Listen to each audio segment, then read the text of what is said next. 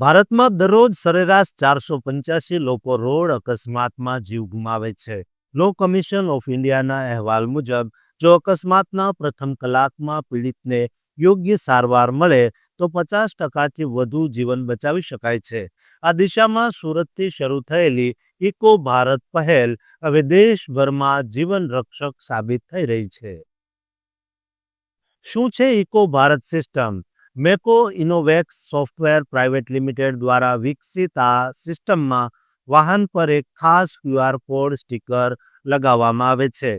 ત્વરિત એલર્ટ આપે છે.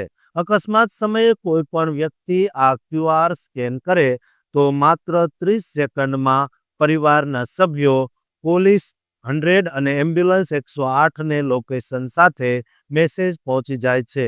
મેડિકલ ડેટા સ્કેન કરતાની સાથે જ પીડિતનું બ્લડ ગ્રુપ અને વીમાની વિગતો મળી રહે છે, જેથી હોસ્પિટલમાં સારવાર ઝડપી બને છે.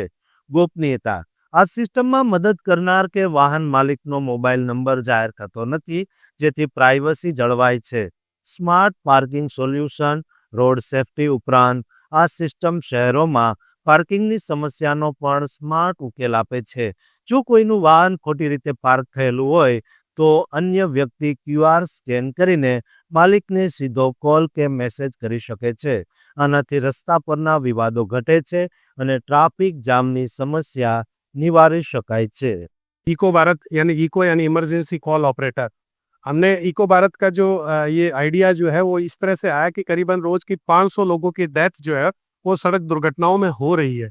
उसको कम कैसे किया जाए, तो हमने एक smart QR code eco Bharat का बनाया।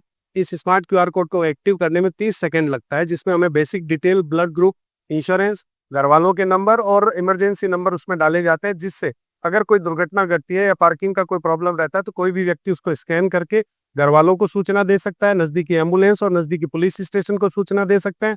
और इन सब के बीच में सबसे बढ़िया जो यूनिक हमारी USP है वो ये है कि नंबर एक दूसरे के शेयर नहीं होंगे, ताकि डेटा प्राइवेसी का पूरा ख्याल रखा गया है।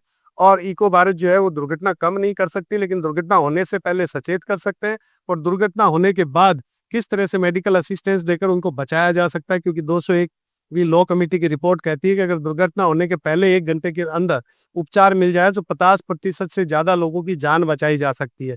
अब जो डेथ हो रही है उसमें 70% से ज्यादा आंकड़ा 35 साल से कम उम्र के लोगों का है। तो युवा पीढ़ी जो है वो इस एक्सीडेंट का ज्यादा शिकार हो रही है, तो उसको कैसे हम बचा सके उस तरह का प्रयास इको भारत द्वारा किया जा रहा है।